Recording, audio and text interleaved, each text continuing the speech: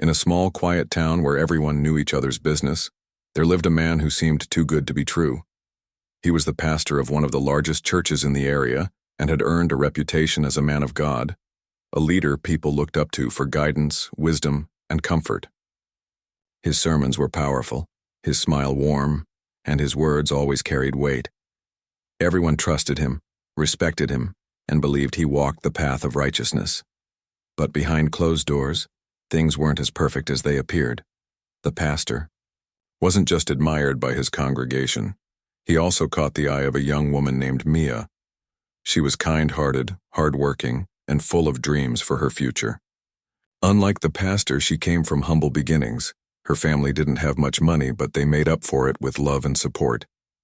When Mia first met the pastor at a community event, she felt an instant connection. He spoke so passionately about faith, hope, and building strong families that she couldn't help but admire him.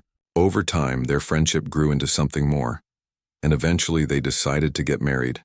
Their wedding day was nothing short of magical.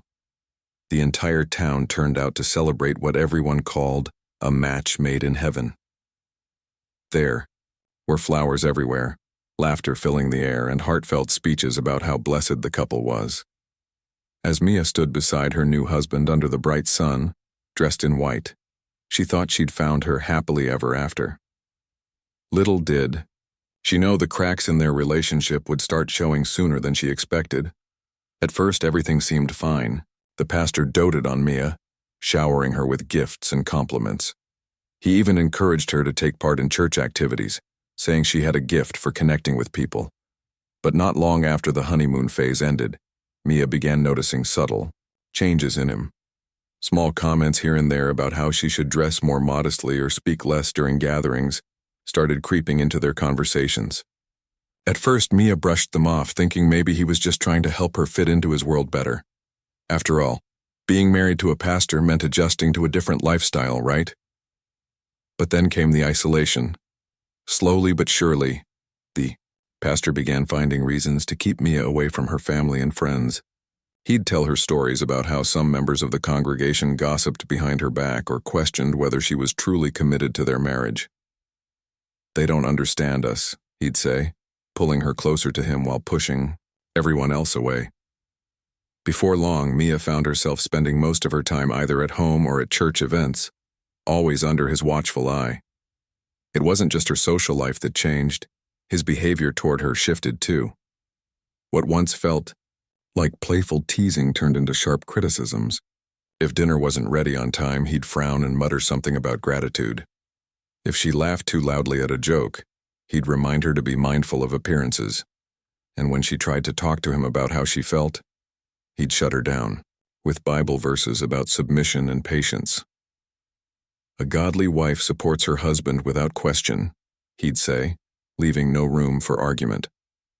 Mia tried to convince herself that this was normal, that every marriage had its challenges. Maybe he was stressed because of his responsibilities at the church, or maybe she really was doing something wrong. Whatever the reason, she kept quiet, hoping things would improve over time. Deep down, though, doubt began to creep in. Was this really the man she fell in love with? Was this the same person who promised to cherish and protect her forever? One evening, after a particularly rough day, Mia sat alone in their living room staring out the window. The house felt eerily silent, except for the faint ticking of the clock on the wall. For the first time since their wedding, she allowed herself to wonder, had she made a mistake? Could she fix whatever was broken between them? These questions haunted her as she drifted off to sleep, unaware of the storm that was brewing just beneath the surface of their seemingly perfect life.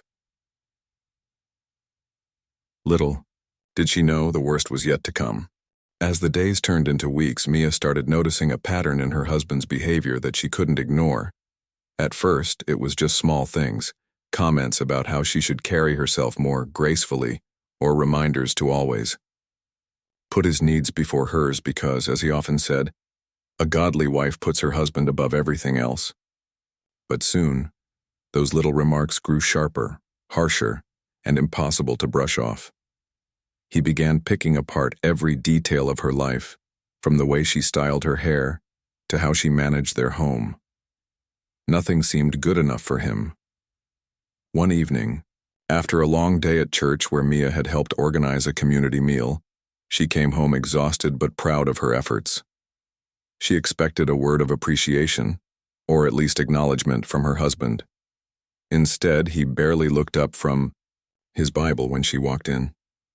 When she asked if dinner tasted okay, he sighed deeply and said, "If you spent less time chatting with people and more time focusing on your duties, maybe we wouldn't have to eat leftovers again." Mia froze, hurt by his words. She wanted to defend herself, to remind him that she'd been working hard all day, not just for the church but also for their family. But before she could say anything, he cut her off. "You know, a woman's worth is measured by her obedience and submission," he said coldly. "It's written right here." He tapped the page of his Bible, though Mia didn't need to read it to know what he meant. By now, she'd heard enough sermons and lectures from him to last a lifetime. That night, as she lay awake beside him, Mia felt a deep sense of loneliness creep over her. The man she once thought loved her unconditionally now treated her like she was failing some invisible test. Every action, every decision, every word out of her mouth seemed to disappoint him. And yet, no matter how hard she tried to please him, nothing worked. It was like walking on eggshells, never knowing when the next criticism would come or what trivial thing might set him off. Things took an even darker turn when the pastor began isolating her further. He stopped letting her visit her parents, claiming they didn't understand the spiritual calling of their marriage. When she tried to call her best friend, a woman who'd known her since childhood, he'd snatch the phone away mid-conversation, accusing her of wasting time on worldly distractions.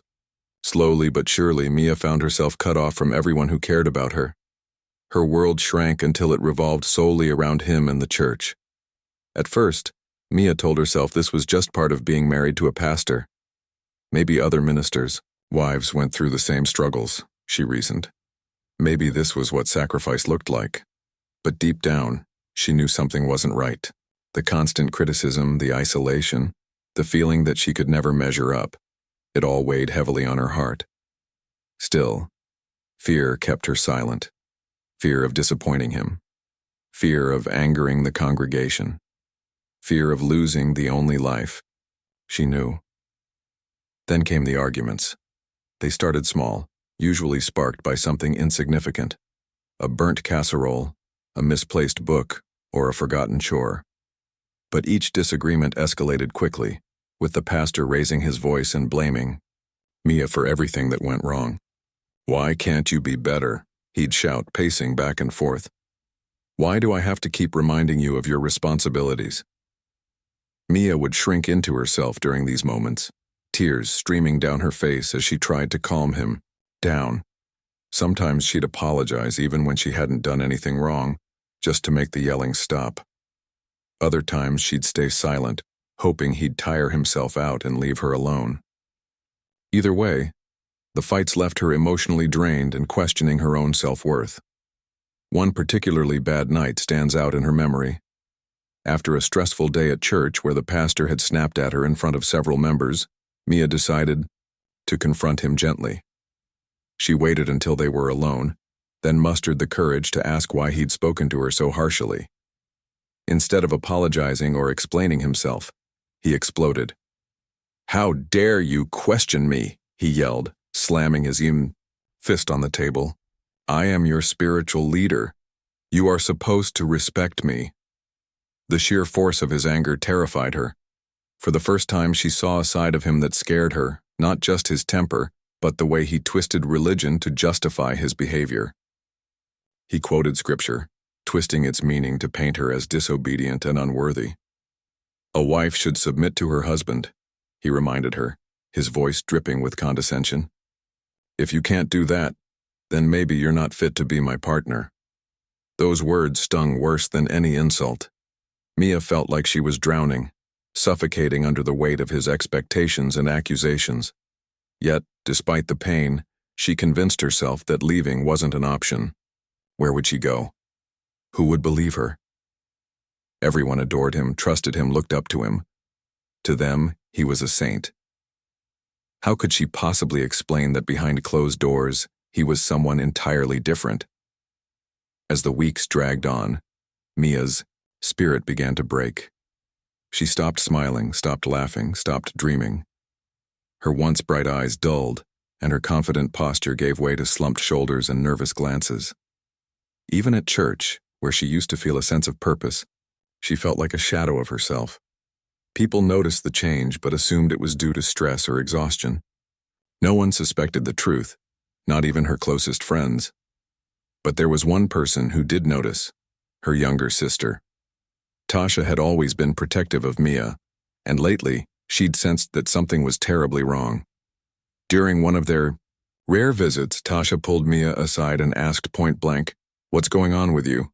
You're not the same anymore." Mia hesitated, torn between wanting to confide in someone and fearing the consequences. Finally, she broke down in tears, spilling fragments of the truth without revealing too much. She talked about feeling trapped, overwhelmed, and constantly criticized. She didn't mention the arguments or the isolation, but Tasha pieced together enough to realize that Mia was in trouble. "Listen to me," Tasha said firmly, gripping Mia's hands. "No matter what he says, you deserve better than this. You, hear me? Better." For a moment, Mia allowed herself to believe her sister's words. But as soon as she returned home, reality hit her like a ton of bricks. The pastor greeted her with a forced smile and a hug, acting as if nothing was wrong. That night, as she lay in bed staring at the ceiling, Mia wondered if escape was even possible, or if she was destined to live this way forever. Unbeknownst to her, the worst was yet to come. As time went on, the pastor's behavior grew more unpredictable and intense. What started as verbal criticism and emotional manipulation soon escalated into something far darker. He began to focus obsessively on their private life together, specifically, their intimate relationship. At first, it was subtle.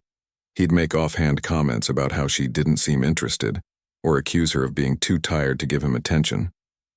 But those remarks quickly turned into demands, ones that left Mia feeling confused, ashamed, and trapped.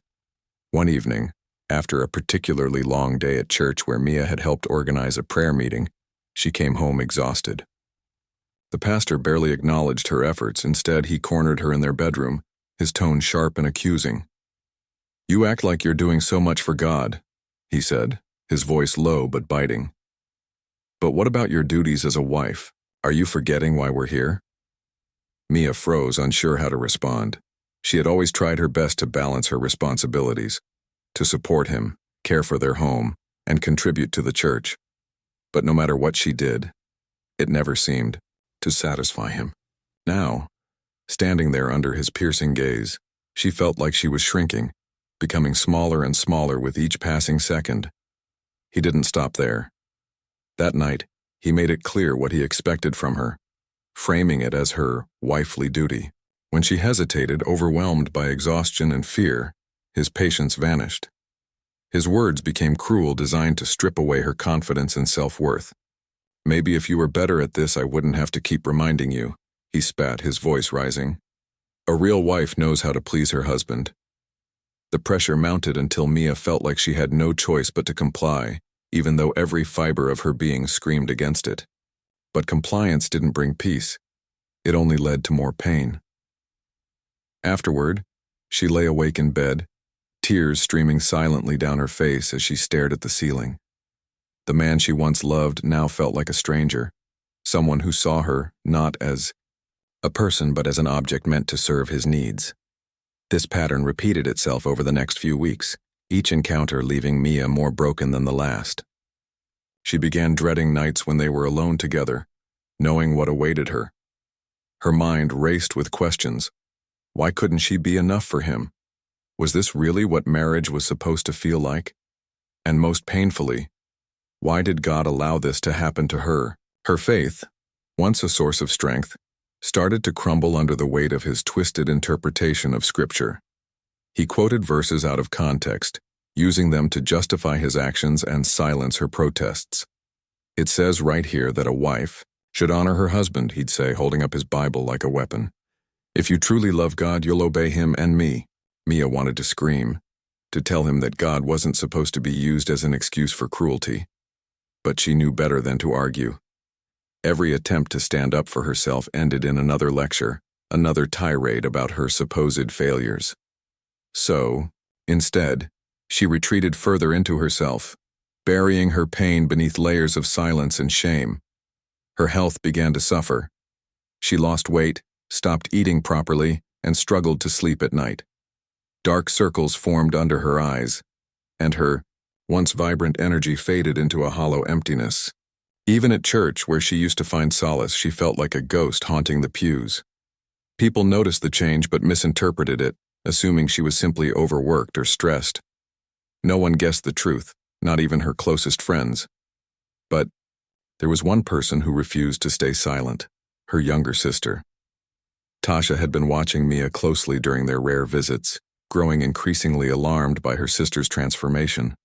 One afternoon, after seeing Mia flinch at the sound of a raised voice, Tasha decided she couldn't wait any longer. She pulled Mia aside and confronted her directly. "What is really going on?" Tasha demanded, her voice trembling with emotion. "Don't give me some vague answer this time. Tell me the truth." Mia hesitated, torn between loyalty to her husband and the desperate need to unburden herself. Finally, she broke down, sobbing uncontrollably as she revealed fragments of the nightmare she'd been living. She didn't go into explicit detail, she couldn't bear to, but she shared enough for Tasha to understand the gravity of the situation. Tasha listened in stunned silence, her heart breaking for her sister. When Mia finished speaking, Tasha took her hands and looked her straight in the eye. "You can't stay with him," she said firmly. "Not like this. This isn't love, it's abuse." Mia shook her head, panic rising in her chest. "I can't leave," she whispered. "He'll never let me go. And besides, who would believe me? Everyone thinks he's perfect." "That doesn't matter," Tasha insisted. "What matters is that you're safe. Please let me help you." For a brief moment, hope flickered in Mia's heart. Maybe Tasha was right. Maybe there was a way out. But as soon as she returned home, reality crashed down on her like a tidal wave. The pastor greeted her with a forced smile, acting as though nothing was wrong. That night, as she lay beside him, listening to his steady breathing, Mia realized just how impossible escape seemed. Unbeknownst to her, the worst was yet to come. The days that followed Mia's confession to her sister were some of the hardest she'd ever faced. Tasha had begged her to leave, to find a way out before things got worse. But Mia couldn't bring herself to take that step. Fear wrapped itself tightly around her heart, whispering lies into her ear. "You'll never make it on your own. He'll find you. No one will believe you." The thought of leaving felt like jumping off a cliff without knowing if there was anything below to catch her. At home, the pastor seemed to sense that something was different about Mia. She wasn't acting like herself. Her usual quiet compliance had been replaced by a distant, almost robotic demeanor. It was as though she'd retreated into a shell, trying to protect whatever small piece of herself still remained. He didn't like it. Not one bit. One evening, after another exhausting day at church where Mia had barely spoken to anyone, they sat down for dinner. The table was eerily silent, save for the clinking of forks against plates. Finally, he broke the silence. "What's wrong with you lately?" he asked, his tone sharp and accusatory. "You've been acting strange." Mia hesitated, unsure how to respond. She knew better than to admit that she'd confided in her sister, or that she'd even considered leaving him. So instead she mumbled something vague about feeling tired and overwhelmed. His eyes narrowed instantly. "Tired? Overwhelmed?" he repeated, his voice rising. "Do you think I don't work hard too? Do you think being a pastor is easy? Yet, here you are, complaining about nonsense while I carry the weight of this entire congregation on my shoulders." Mia flinched at his words, shrinking back in her chair. She wanted to disappear, to vanish into thin air so she wouldn't have to face his anger anymore. But he wasn't done yet. "You're selfish," he continued, his voice cold and cutting. "All you care about is yourself. You don't think about me, about us, about what God expects from you. Maybe if you focused less on your own problems And more on being a proper wife, you wouldn't feel so miserable. Each word hit her like a punch to the gut. She lowered her head, tears welling up in her eyes but refusing to fall. Crying only made him angrier, and she knew it. Still, she couldn't help but wonder, was any of this true? Was she really the problem? Later that night, as they prepared for bed, the tension between them reached a boiling point. He demanded intimacy, again framing it as her duty as his wife. When she hesitated, exhausted both physically and emotionally, his patience snapped. His voice grew louder, harsher, until it filled the room like a storm cloud. "Why do you always resist me?" he shouted, towering over her. "Is it because you don't love me? Is it because you're not committed to this marriage?" "No," Mia cried, shaking her head. "That's not it at all. I'm so tired." But he didn't listen. In his mind, her resistance was an act of defiance, a rejection, not just of him but of their vows and by extension of God himself. And when he felt rejected, he lashed out. What happened next left Mia shattered.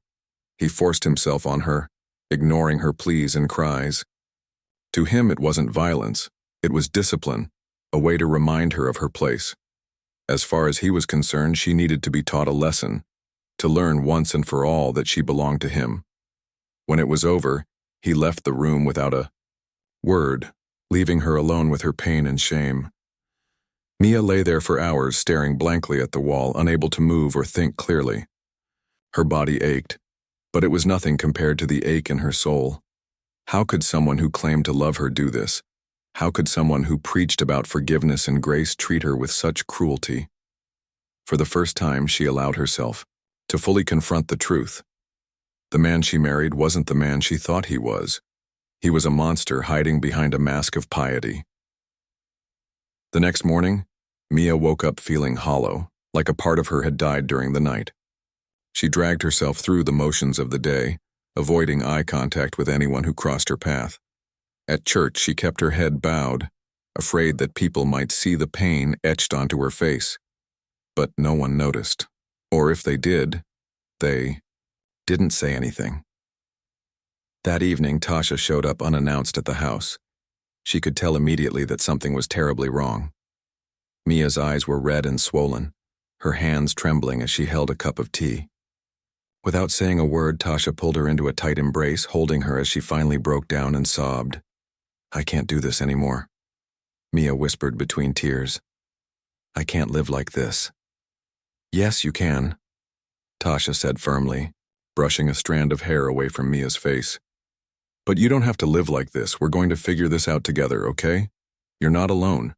For the first time in months, Mia felt a flicker of hope. Maybe Tasha was right. Maybe there was a way out after all. But escaping wouldn't be easy, not with the pastor watching her every move, controlling every aspect of her life. Leaving would mean risking everything: her safety, her reputation, her future. Unbeknownst to both of them, the pastor was growing increasingly paranoid. He'd noticed the change in Mia since her last visit with Tasha and suspected that her sister might be influencing her somehow. That suspicion soon turned into rage, fueling his determination to regain control. Little did Mia know, his obsession with keeping her under his thumb was about to reach its deadliest peak. And when it did, the consequences would be catastrophic. The days that followed were a blur of fear and desperation for Mia. She knew she couldn't stay, not after what had happened, but leaving felt like an impossible task. The pastor's grip on her life was tighter than ever, and every move she made seemed to trigger his suspicion. He started questioning her about Tasha's visit, his voice sharp and probing. "What did you two talk about?" he demanded one evening, his eyes narrowing as he studied her face. "You've been acting strange since then." Mia swallowed, hard, trying to keep her voice steady. "Nothing important," she lied, avoiding his gaze. "Just catching up." But he didn't believe her. Over the next few days, he became more controlling, more watchful. He began checking her phone when she wasn't looking, hovering over her during calls with her family, and even showing up unexpectedly at places she went to run errands. It was as if he could sense that she was slipping away from him, and the Thought enraged him. One afternoon, while Mia was folding laundry in their bedroom, the pastor stormed in, his face twisted with anger. In his hand, he held her phone. "Who have you been talking to?" he demanded, waving it in front of her. "There are messages here I don't recognize." Mia's heart sank. She'd been careful, so careful. But somehow, he'd found traces of her tentative attempts to reach out for help. A text to Tasha asking for advice. A quick call to a local shelter she'd bookmarked online but hadn't yet contacted. These small acts of defiance, meant to give her hope, now felt like anchors, dragging her deeper into danger. I haven't talked to anyone," she stammered, backing away from him. "You're imagining things." His jaw tightened, and for a moment, silence filled the room. Then, without warning, he grabbed her arm, his fingers digging painfully into her skin. "Don't lie to me," he shouted, shaking her. "Do you think I'm stupid? Do you think I don't know what you're planning?" Mia tried to pull away, tears streaming down her face. "Please let go of me," she begged, her voice trembling. "You're hurting me," but he didn't stop. If anything, his grip grew tighter. "You belong to me," he growled, his voice low and menacing. "You'll never leave me. You understand?" In that moment, something inside Mia snapped. For months, she'd lived in fear, tiptoeing around him, trying to avoid his wrath. But, now staring into his cold, unyielding eyes, she realized she couldn't keep living this way. She had to fight back, or die trying. Summoning every ounce of courage she had left, Mia wrenched herself free and stumbled toward the door. But before she could reach it, he lunged at her, slamming her against the wall. The impact knocked the wind out of her, and stars danced across her vision. Dimly, she heard him shouting, his words blending together in a haze of rage and hatred. When she came to, she was lying on the floor, her body aching and her mind foggy. The pastor stood over her, breathing heavily, his expression unreadable. For a brief second, she thought he might apologize, might show some shred of remorse. Instead, he leaned down and whispered in her ear, "If you try to leave again, I swear to God you'll regret it." The threat hung in the air like smoke, suffocating her. And then, just as suddenly as the violence had erupted, it ended. He walked out of the room, leaving her alone with her pain and terror. Hours passed before Mia could move. When she finally managed to crawl to the bathroom, she caught a glimpse of herself in the mirror. Her face was pale, her eyes hollow, and there were bruises forming on her arms where he'd grabbed her. She barely recognized the person staring back at her.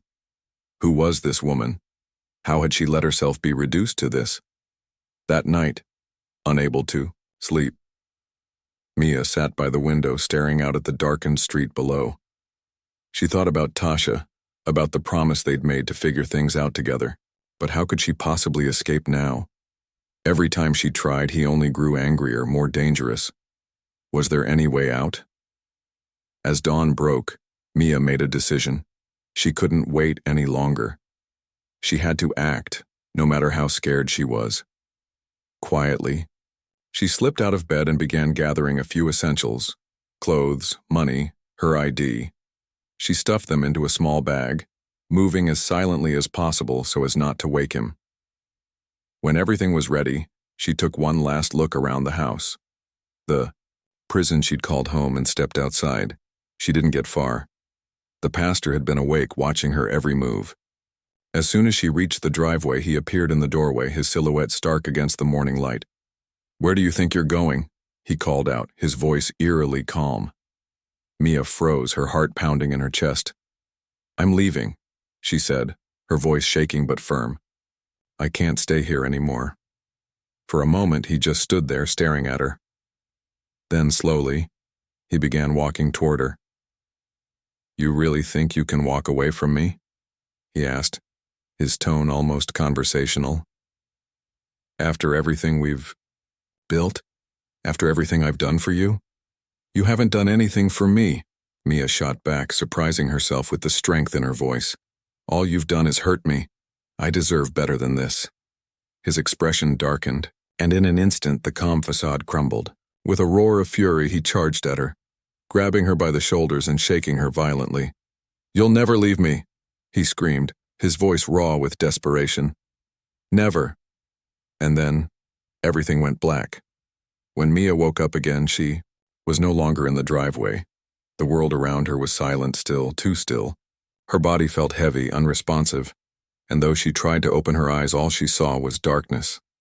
Somewhere in the distance, she thought she heard voices, people calling her name. But they sounded faint, distant, like echoes from another life. It wasn't until later, much later, that the truth came to light. Neighbors had heard the commotion early that morning and called the police. When officers arrived, they found the pastor standing over Mia's lifeless body, his hands stained with blood. He tried to explain, to justify what he'd done, but his words fell flat. There was no excuse for what had happened. News of Mia's death spread quickly through the town, shocking everyone who knew her. To most, the pastor had seemed like a pillar of virtue, a man of faith and integrity. But as the investigation unfolded, cracks began to appear in his carefully constructed image. Former congregants came forward, sharing stories of manipulation and abuse. Friends and family revealed how isolated Mia had become under his control. Slowly but surely, the truth emerged. The man people had trusted was nothing more than a wolf in sheep's clothing. Tasha refused to let her sister's death go unnoticed. Fueled by grief and anger, she worked tirelessly to ensure that justice would be served. With the help of compassionate detectives and advocates, she pieced together evidence of the pastor's crimes, exposing the depth of his depravity. The case gained national attention, sparking conversations about domestic violence within religious communities and the dangers of unchecked power. In the end, the pastor was arrested and put on trial. Testimonies poured in from survivors, experts, and loved ones, painting a damning picture of a man who used religion as a weapon to justify his actions. Though nothing could bring Mia back, her story inspired change, leading to new initiatives aimed at protecting victims of abuse and holding perpetrators accountable. For Tasha, the fight wasn't just about vengeance, it was about honoring her sister's memory. She vowed to spend the rest of her life advocating for others like Mia, ensuring that no one else would suffer in silence. And though the pain of losing her sister would never fully fade, she found solace in knowing that Mia's legacy would live on, a beacon of hope for those trapped in the shadows. The trial that followed was unlike anything the small town had ever seen. For years, the pastor had been a towering figure in the community, a man people admired, trusted, and looked up to for guidance. But now, as courtroom doors opened and witnesses took the stand, cracks began to show in his carefully crafted image. The man who once preached about love, forgiveness, and righteousness stood accused of crimes so heinous, they shocked even those who had doubted him. Tasha sat in the front row every day, her face pale but determined. She carried a photo of Mia, with her everywhere she went, clutching it tightly whenever the testimony became too painful to bear. It wasn't easy listening to strangers recount stories of abuse, or hear experts describe how someone like the pastor could manipulate and control, others using religion as a tool. But Tasha knew this was necessary, not just for justice, but for closure. Her sister deserved nothing less than the truth being laid bare for everyone to see. One by one, survivors came forward. Some were women from the congregation who had endured years of emotional manipulation and isolation. Others were former church members who had left after witnessing the pastor's darker side. Each story added another layer to the horrifying picture emerging before the court.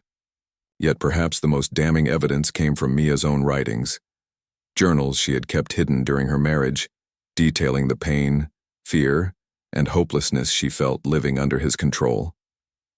When Tasha took the stand, the entire room fell, silent. Her voice trembled at first, but as she spoke about her sister, the bright, kind-hearted woman who had been reduced to a shadow of herself, her words grew stronger. "She didn't deserve this," Tasha said, tears streaming down her face. "No one does. My sister was trapped, not just by him, but by the lies he told her. That she wasn't good enough, that leaving would mean betraying God. He twisted everything she believed in until she thought there was no way out. Her testimony struck a chord with everyone in the courtroom. Even the journalists covering the case found themselves moved by the raw honesty in her words. By the time Tasha stepped down from the stand, there wasn't a dry eye in the room. As the trial progressed, the pastor's defenses crumbled. At first, he tried to deny the accusations, painting himself as a victim of misunderstanding. But when faced with overwhelming evidence, including texts, recordings, and eyewitness accounts, he resorted to blaming others. It was her fault, he argued weakly at one point, pointing fingers at Mia. She pushed me too far. But the jury wasn't buying it. After weeks of deliberation, they returned with a verdict: guilty on all counts. The courtroom erupted in gasps and murmurs as the judge sentenced him to life in prison without parole. For many, it was a moment of vindication, a reminder that even those who hide behind power and authority can be held accountable for their actions. Outside the courthouse, reporters swarmed Tasha, eager for a statement. She hesitated for a moment, then stepped forward, her voice steady despite the weight of her grief. "This isn't just about my sister," she said. "It's about every person who has ever felt trapped, silenced, or powerless because of someone else's cruelty. Mia may not be here today, but her story will continue to inspire change. And I promise you, I won't stop fighting until we create a world where no one has to live in fear." Her words resonated far beyond the town, sparking conversations across the country about domestic violence, spiritual abuse, and the importance of believing survivors.